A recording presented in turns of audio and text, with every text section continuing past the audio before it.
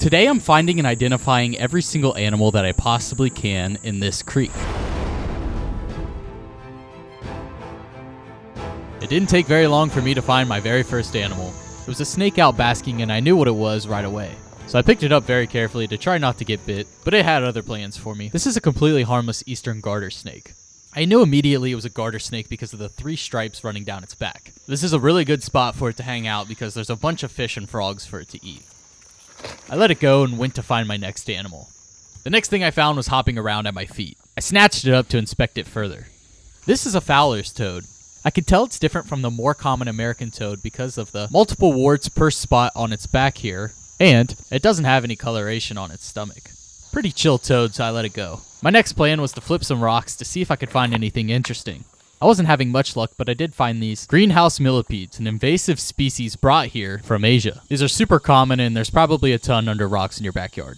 I then flipped another rock and found a bunch of little tiny ants. Look at those. Oh, and an isopod. Under the next rock, there were a bunch of bigger ants. Flipped another rock and found something I honestly have no idea what it is. Maybe eggs? Nah, I don't know. I switched up the strategy to find some more animals and started to just walk along the stream bank. And it worked, because I found this house sparrow making a snack out of some bugs. I also found this eastern tiger swallowtail butterfly.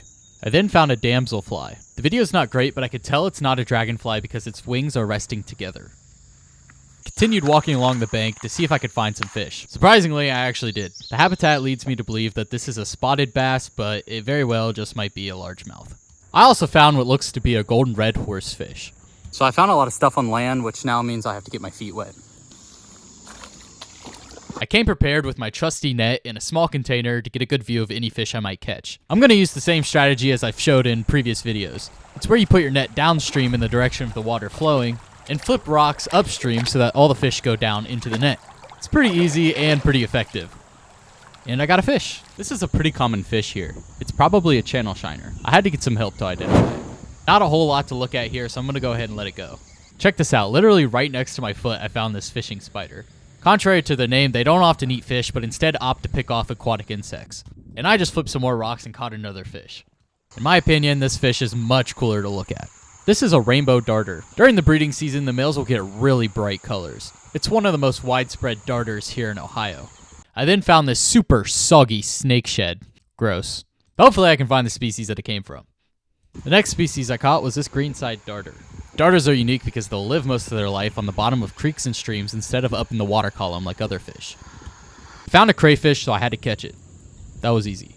This is a male, and I can tell by these gonopods. This is another one that threw me for a loop. The rostrum or pointy part here can usually be used to identify them down to genus, but I still got some help to identify it. I then caught this tadpole that had its back legs. It shouldn't be too much longer until this thing's hopping around. Found this group of insects on top of the water. These are known as whirligig beetles because of the way that they whirl around in circles, like they're doing right now. Warning, the next animal is not alive, but it is worth sharing. If this is not something you want to see, skip to this time code. This is an American beaver. It would have been very cool to see this while it was alive. I was pretty happy with the amount of cool animals I was finding, so I started to make my way back to the car while keeping my eyes peeled for anything cool. Which turns out was a pretty good idea because I found something really cool. A snake in the water. Chased it down. This is a completely harmless northern water snake. They're pretty bitey once you catch them, but the bites don't ever hurt. They eat things like fish and frogs. This one chilled out as soon as it realized that I wasn't here to eat it. The snake was cool, but right by the car I found this great blue heron. And that's all.